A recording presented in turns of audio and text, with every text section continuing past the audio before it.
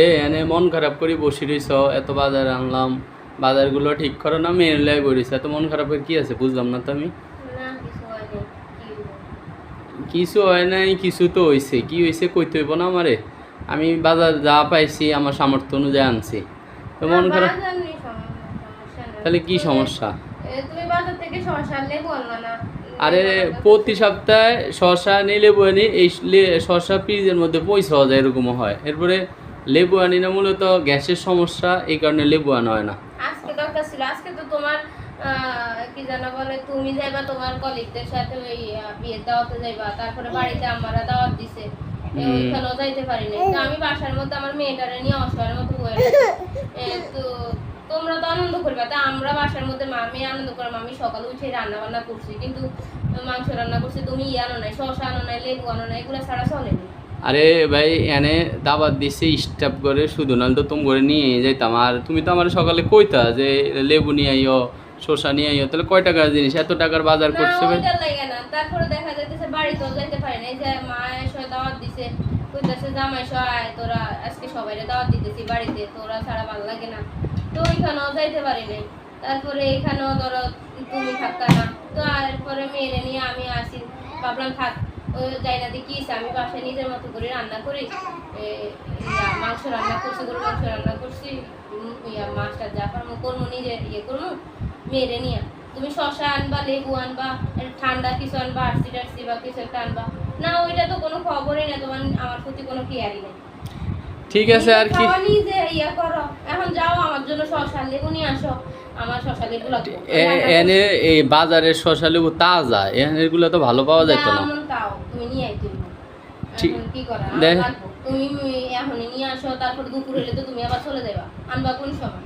ঠিক আছে, তাহলে মেয়েরে নিয়ে যাই, বাজার করে নিয়ে আসি, তাহলে আর কি করা। আচ্ছা মা, আচ্ছা আসো বাবা, আমরা যাই নিয়ে আসি, আসো আসো, আমরা দোকানে যাবো, আসো। আম্মুর জন্য শসা লেবু নিয়ে আসতে হবে। ঠিক আছে, মন খারাপ করো না, কাজ করো, আমি যাই নিয়ে আইতে আসি। আচ্ছা ঠিক আছে, যাবো, মেয়ের একটু সামনে না। আচ্ছা আসো আসো আসো বাবা।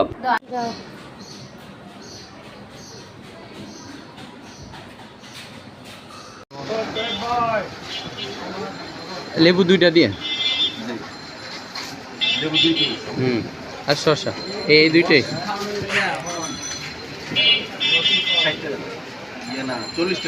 40।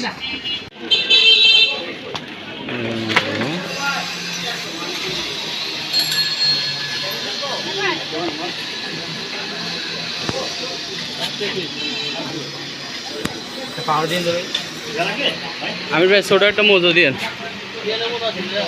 হ্যাঁ না মা দেখুন,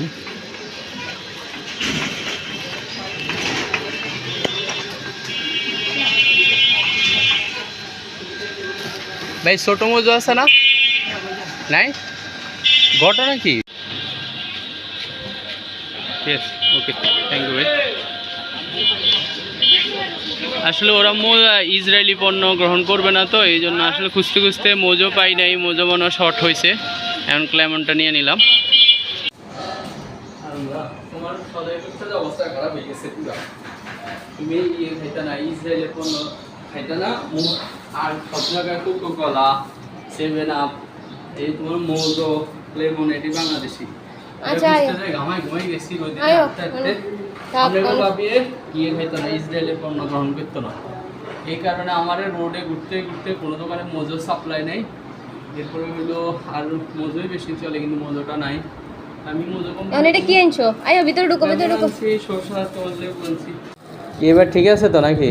আছে এই লেবু ঠিক আছে, অল্প করে আনতে ভালো করতে, বেশি আনি কি করিয়াম। এই যে তোমার ইসরায়েলি পণ্য খাইতা না, এটা আমার বহুত কষ্ট হয়েছে, রোদের ভিতরে কত জায়গায় যায়, সব দোকানে দোকানে যায়, পরে এটা লইতে হইস বাধ্য হইয়া। ঠিক আছে, আল্লাহ হাফেজ।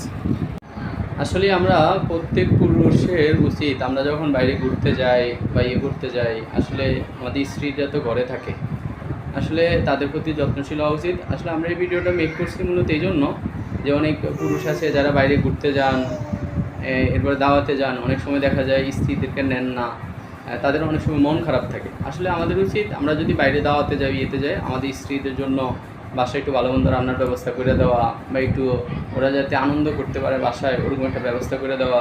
কারণ আসলে ওরা তো আমাদের দিকে তাকাই থাকে। তা আশা করবো আমার যারা ফ্রেন্ডস ফলোয়ার আছেন সবাই তাদের স্ত্রীদের প্রতি যত্নশীল হবেন। এটা কারণ দেখেন স্ত্রী হলো আমাদের বন্ধু, আমাদের সহপাঠী, সহযোগী।